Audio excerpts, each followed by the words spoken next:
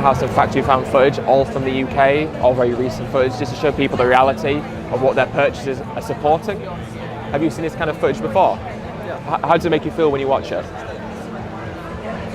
Not that much different. No? And why not? Because I like eating meat. Do you think that your taste buds are worth more than the life of an animal?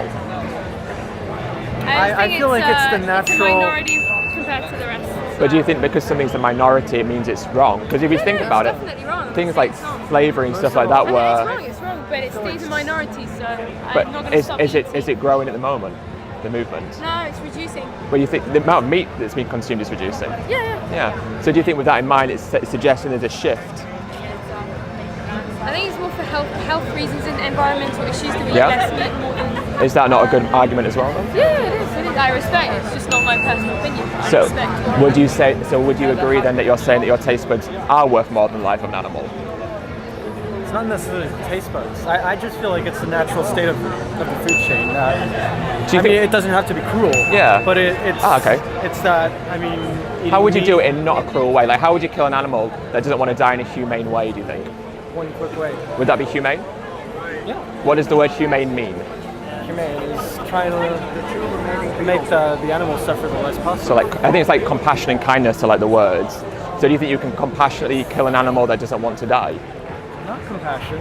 I mean, because you can't be compassionate with it. Right. He's going to die. Right. Do you think we have to eat animals to live, or can we survive on plants? No, we can do it. I just respect it's an individual decision more than a collective decision. What about the animal's decision? Do they get a choice in the matter, or are they excluded from that moral value?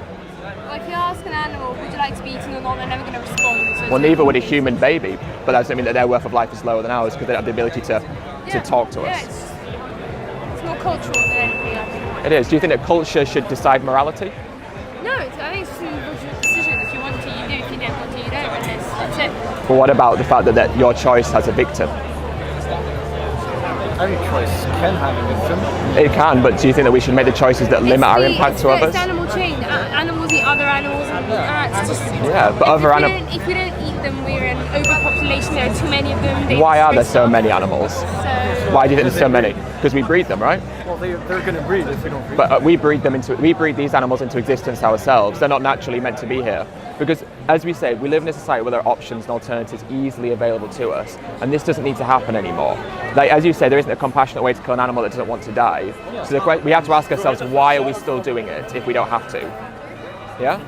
Because if it is a matter of taste, the question you have to ask yourselves is, do you value taste over life? And if you do, why? What is it that makes you, what about being human that makes your taste buds worth more than the life of another animal? Like, would you eat a dog? Would you eat a cat? So that's what the meaning. I actually would. You would? I would. Is there any animal you wouldn't eat? It's more cultural. No. It's more cultural. It's just Cultural. in India, you don't eat cows. Yeah. In China, they eat dogs. Yeah. I wouldn't do it, but it's just cultural. It is cultural.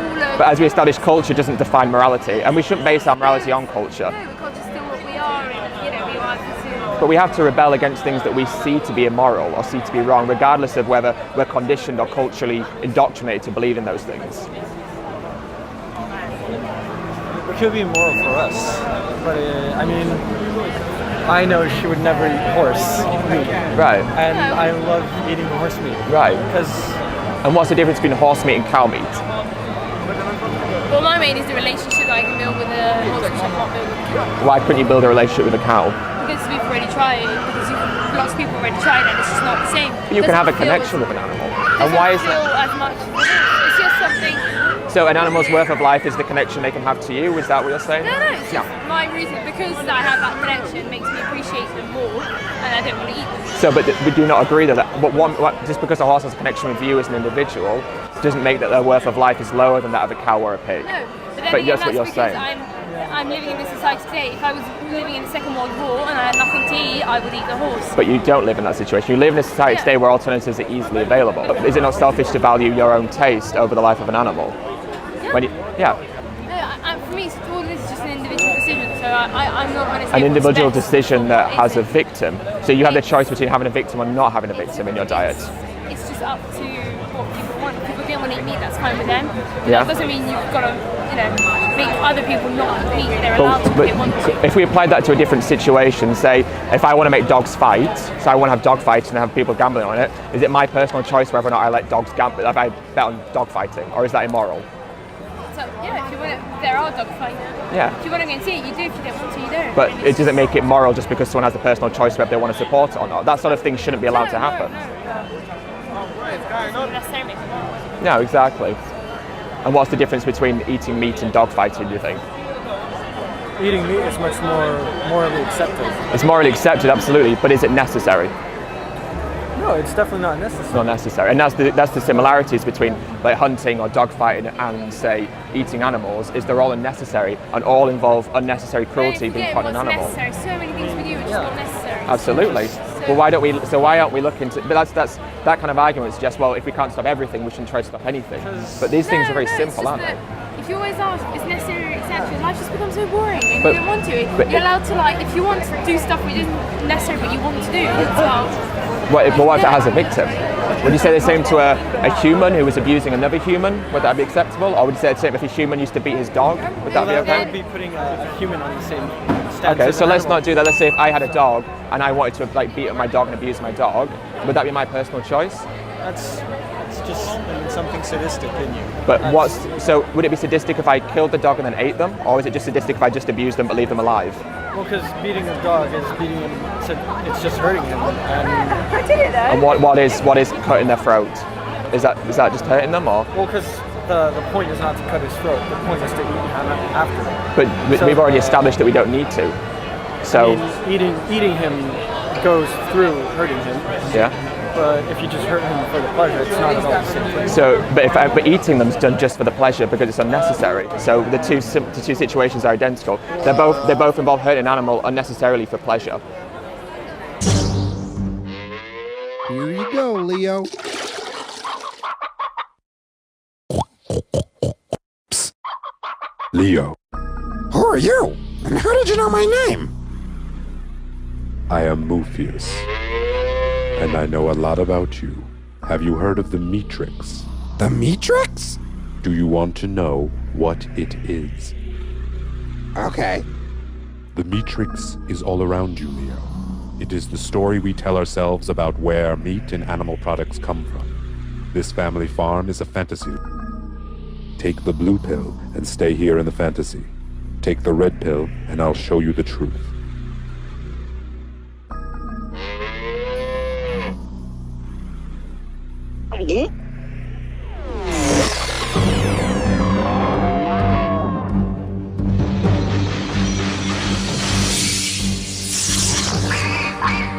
Welcome to the real world.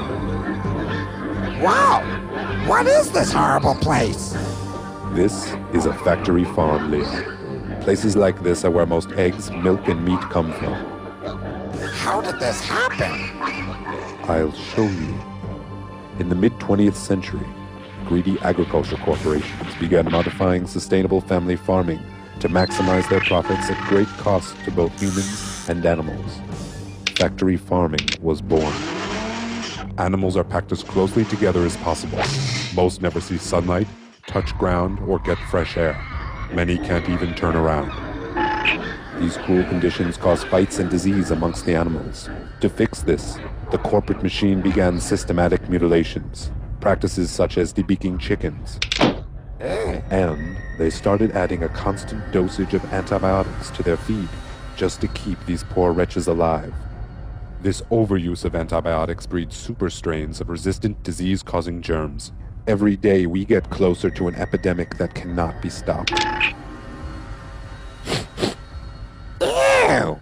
What's that smell? 12 million pounds of excrement. This pollutes the air and groundwater. That's why communities near factory farms often suffer from high levels of related sicknesses. Well, it smells like And what's more, factory farming corporations have been destroying communities and mistreating their workers for decades. Since 1950, over 2 million small hog farms have disappeared. If they continue at this rate, there'll be no real independent family farms left. That is the Matrix, Leon. The lie we tell ourselves about where our food comes from. But it's not too late. There is a resistance. Count me in! 10 million pigs in North Carolina produce the waste equal to 100 million humans. This is the equivalent of the entire U.S. eastern seaboard flushing their toilets into North Carolina, but there is no waste treatment. The pigs' waste falls through slats in the floors of the sheds they are forced to live in. It is then pumped into giant waste pits, which leach into rivers and streams, and is pumped out unfiltered onto fields, further polluting the environment and neighboring health. My sister, she have asthma, and you know, her brother, he have asthma. He's 3. And we don't know what she might have. I have asthma, I have sinus, I have sarcoidosis, that's the bacteria, and I have a pacemaker, which is 6 sinus syndrome.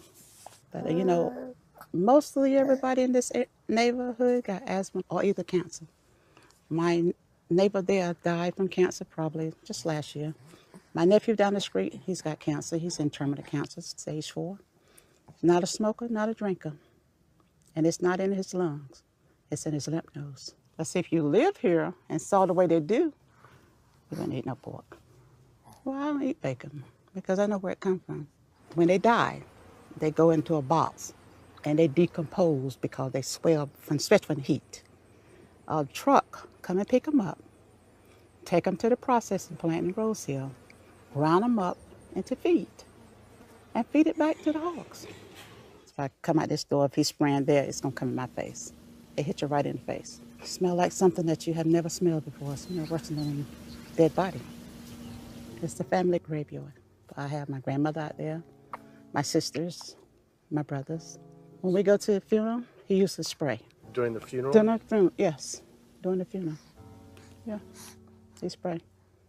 And when the people come, everybody be closing their nose up, saying how it stank. They can want to have a cookout on Sunday, he'll spray.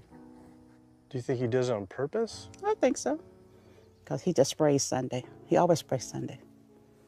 And in most of these area, hog houses and turkey house is in the black area or the Hispanic area. It's either or. Do you think it's also a civil rights issue? Yes, yes, I do. Yes, I do.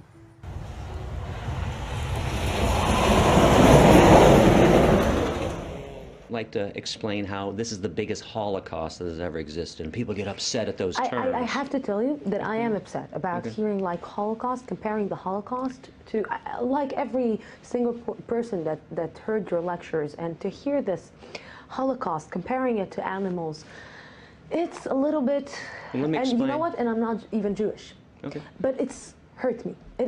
Well, let me explain how this Holocaust is actually worse. I'm offended that we compare human Holocaust to the animal Holocaust, which is the biggest Holocaust in the history of humankind. If you went to the nearest cow or chicken slaughterhouse and removed the animals and replaced them with Jews, you have now recreated Auschwitz. There's no difference. You have a building that exists to dismantle, to torment, to torture, and murder innocent beings. Let's play a time game, a time warp game. Let's go back 60, 70 years. You go back to Auschwitz, or you go back to Birkenau, you remove the Jews and replace them with cows and chickens. You still have a Holocaust taking place. In fact, we learned how to kill Jews in the Nazis did because they studied what the meat industry was doing. We've learned how to torture and kill each other because we practiced on the animals first. But what's happening in the slaughterhouse? What's happening before these animals become this neatly wrapped package on the supermarket shelf? What happens? I see it again for the second time. This time I had a new perspective because I knew now that we can live and thrive without consuming animal products. So seeing this torture, this mutilation, this murder of these innocent beings, it led me to the question, if we aren't eating animals for health, and we don't need to kill and eat them to survive and be healthy, what are we doing this to them for? And I assumed there'd be a great answer. I thought there must be a good answer because everyone hates animal cruelty and everyone loves animals. So surely there's a fantastic answer why we do this. And I looked and I looked and I looked.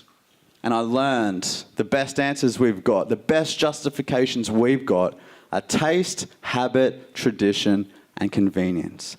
None of these reasons are a good enough justification to cause this unnecessary harm to animals. and I didn't care about animals. But I know injustice when I see it. I know unnecessary violence when I see it. I know oppression when I see it. And they are not the types of qualities I want to be. They are not the type of things living in alignment with the kind, peaceful, respectful person that I strive to be, and I always have. Sadly, though, this is the sort of language that, as a dairy farmer, I'm being exposed to every day on my farm. I've milked cows back on my farm majority of the time, and the very nature of farming means that we're an open, transparent way of life. You just have to look over any hedge or stone wall and you'll see what we're up to. But I guess that, and of course farmers engage in social media these days as well, but I guess one of the vulnerabilities we have as a result of having footpaths across our land and like I say, just the other side of a hedge means that we are vulnerable to this sort of activism. And like you say, I receive messages online calling me a rapist or murderer or torturer, but you can turn. Well, I guess it causes some distress, but you can turn your telephone off and not look at it. I have colleagues that unfortunately also have been directly targeted. They have footpaths. I know I was speaking to a farmer just the other day who have a footpath across their land, and a family jumped over the fence and they thought, oh, they must need a wee or something, I'll go and see if I can help. But were confronted in a very aggressive manner and accused of doing all sorts to his animals. And the most distressing part of all is that some children were there as well. And I think this is becoming more widespread. I hear from it more often. Another farmer was telling me that the first they heard was the counter-terrorism police ring up to say there's a video of you online that you should be aware of. This is taken overnight, obviously in a way that's there to promote a certain way of life or a certain way of looking at farming. But that farmer has no right to ask for that video to be withdrawn, even though the protesters have come onto the farm, filmed it overnight. And you've got to remember that these farms are actually where we live as well. Let me bring in Ed then. I mean, the kind of things that Paul has just described there, do you condone that? No, certainly not. But I think it's important to add that as a social media vegan, I get a torrent of abuse from farmers as well. Like, I get death threats sent to me. I have farmers saying they're going to events where I'm at and they're going to hurt me, stuff like that. But most worryingly, I have farmers who message me saying they're going to go abuse an animal. They're going to go shoot a calf. They're going to go hurt their pigs because I've irritated them. Now, I don't believe that this is acceptable from any side at all. But what I think is really important to note is perspective. And in this situation, it's neither Paul or myself who are the victims. The only victim in this situation is the animal, because they're the one that's kind of the knife pulled across their throat. They're the ones who suffer and ultimately die. And although words are not very nice, the actions of what we do to animals are significantly worse than any words that can be said to either of us. You have, as far as I understand it, and correct me if I'm wrong, Ed, you've openly trespassed on property as part of your activism, which is not breaking criminal law, it is breaking civil law. Yeah. Why don't you do what other people do when they object to something, which is write to your MP, write to the Environment Secretary, get a debate going and try to get the law changed using the normal democratic process? Well, if we look at any social justice movement throughout history, laws have always been far behind, and laws always kind of are struggling to catch up with the activism of its time. Granted. Now, as you say, trespass is a civil offence, it's not a criminal offence. I think this whole idea that farmers are using fear of trespass is a distraction, and they're not scared of the trespass, and what they're scared of is what the footage and the information is showing. And because of trespass, a civil offence, we're showing a whole hidden industry that, I mean, Paul said that farming is transparent. It's anything but transparent. The things that we do to animals in terms of the mutilations are not transparent. What happens in slaughterhouses is not transparent. And even on a dairy farm, things like the male calves and the female calves being separated from their mothers, many people don't know that. In fact, yeah. Respond to that.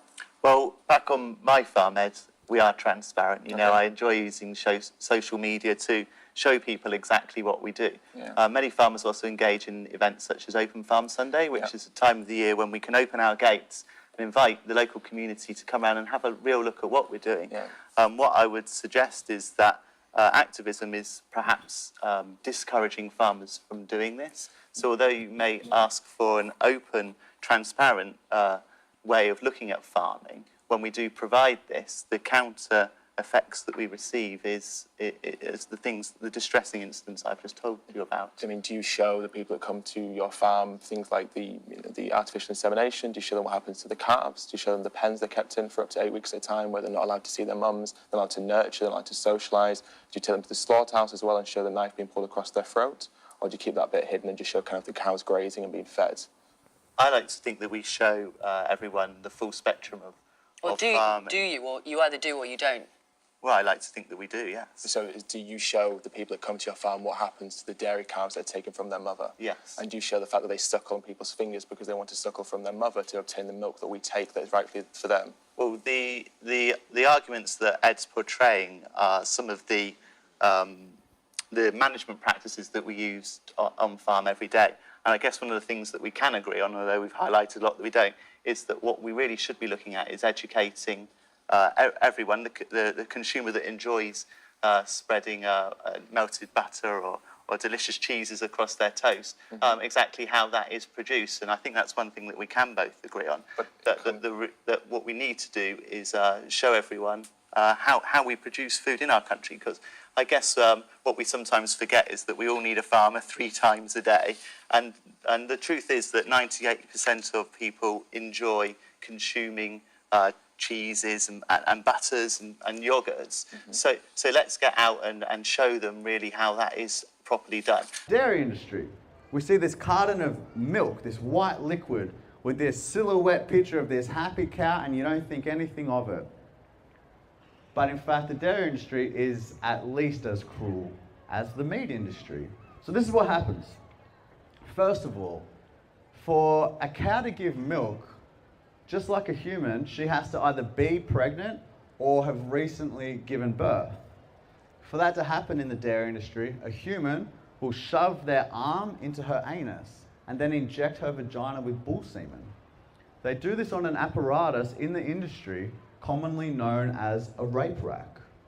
She has a 9-month pregnancy, just like a human, and then gives birth. When she gives birth, her babies are taken from her because they can't have the babies staying around drinking all the milk that the humans want. So they separate the mothers from the babies. Now this is one of the most traumatic experiences for a mother cow in her life, and they do not have a good life. She will often cry and bellow for days, returning to the same spot she last saw her babies, looking in the same direction she last saw her babies. It's traumatic. The babies, they're also obviously frightened, scared, pining for their mother, and the baby boys, the waste products, are sent to the slaughterhouse. At the slaughterhouse, the babies will be shot in the head with a bolt gun. It fires a bolt through their skull into their brain, just to pierce their brain enough to stun them. And then they get their throats slit. These babies, the most cute, innocent beings on this planet, so gentle, so soft, couldn't hurt you if they tried. That's how we treat them. And we call this something humane slaughter. We call it humane. So I'll tell you the definition of humane. Humane means to show compassion. Is there a compassionate way to murder somebody? Is there a compassionate way to abuse a child? Is there a compassionate way to slit a baby animal's throat? There is no compassionate way to kill somebody who doesn't want to die. The industry, obviously so clever, so much money behind them to market these products of cruelty. It's a very clever word they use to make us feel better about our choices. The best way to figure out if something's humane or not is to ask yourself how you would feel in their situation. Would you agree that it's humane? Would you like it to happen to you or one of your family members? I definitely don't want to be humanely slaughtered. I definitely don't want that to happen to one of my family members. You imagine it like this. I've got a brother, his name's Jono. Love him. He's a legend guy. And I let him free range every day. And then one day in his sleep, boom, I shoot him. He didn't feel it, he didn't see it coming. Now that's not what happens to these animals, but let's say it was. And I go to the court, and I say, relax, judge, humane murder, is he going to be like, oh, of course. Did you eat him after? Yeah, no worries, don't worry about it. No. He's going to say, there is no humane murder. What are you talking about? You have robbed him of his greatest gift. You've robbed him of his life, the most precious thing any of us will ever possess. You've robbed him of his entire future, his entire existence. That's one of the most cruel things you can do. Doesn't matter if they see it coming or not. Doesn't matter if they felt it or not. It is still so cruel. And that's what happens to these baby boys. The baby girls have the same fate as their mother, forcibly impregnated, babies taken from her, hooked up to painful milking machines that will cause all different kinds of infections like mastitis. And then after 5 to 7 years of being so severely exploited, they can't continue anymore. And they also are sent to the slaughterhouse, humanely slaughtered. And in nature, cows can live 25, 30, sometimes even a bit older, 30 years old. So these are like children, basically, we're doing this to. Why? Why do we do all this? Why all this cruelty? Why all this deception? Why all this killing of these gentle, innocent animals? People like a piece of cheese on their sandwich. People like having a bit of cow's milk in their coffee, a bit of cow's milk on their cereal. The beauty is that we have alternatives to cow's milk. We're not baby cows. We've got soy milk, rice milk, almond milk, coconut milk, hazelnut milk. This is how easy it almost always is to be vegan. You go to the supermarket, the one you always shop at, and you're about to get the cow's milk, and then you go, oh, I'm vegan now, and then you just do this. And you just get different milk, soy, rice, almond, that's it. So easy, man. So easy. Even if you didn't have it, cheese is not oxygen. We can live without it. We don't need it. Dairy products. Nature's most nearly perfect food. And remember this, Tom. Where the demand for other may fluctuate over the years, not milk and its products. Because folks need milk every day as much as, well, almost as much as the oxygen in the air. I just saw these outside forces coming in and shaping our knowledge. Not only shaping our knowledge in very narrowly focused ways, but also working hard to keep this from the public. This is what is laying to waste. I mean, the most likely reason our loved ones will die is heart disease, which is completely preventable, treatable, often reversible. I mean, and so, I mean, people should be angry that they don't know. Why didn't anyone tell me this?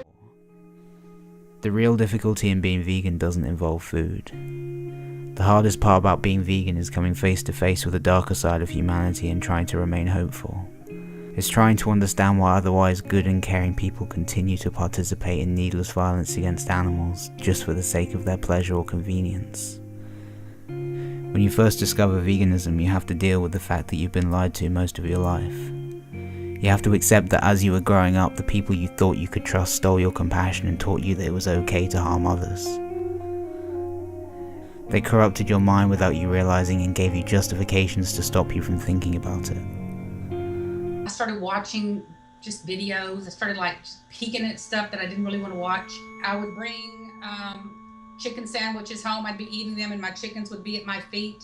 And I would start getting this breakdown in my awareness that I was eating their cousin or their mother. That was right before I went vegan. Veganism is the most powerful tool that we have for saving our planet, for ending world hunger, for improving our health when we eat health consciously, and for regaining our compassion, for becoming the people that we believe ourselves to be, good people. Some health issues real quickly, because many people wonder whether vegans get enough vitamins and nutrients, even though all vitamins and all nutrients come from plants, not from animals.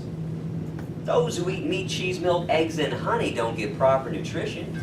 When you filter food through an animal's body, they process everything first. You're getting a secondary depleted dose of vitamins and nutrients when you eat animal products.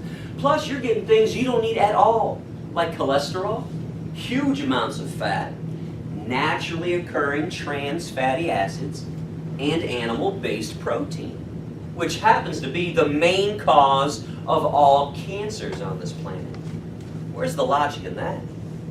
You don't really think the worldwide trillion-dollar vitamin/pharmaceutical industry got rich off of a few vegans and not billions of meat, dairy, and egg eaters? Most of your exposure, 93% of it, comes from eating meat and dairy products because it climbs up in the food chain so effectively. So you can get exposed to living near these incinerators and breathing it, but it'll take you 14 years to breathe in as much dioxin as a cow will ingest by eating the grass in one day. And that dioxin will accumulate in its fat, which includes the milk and the meat, and anyone eating meat or dairy products is going to get that dose of dioxin, so it climbs up the food chain every step. Men have no way in their bodies to get rid of dioxins, but women have two ways. They're both involving having a baby.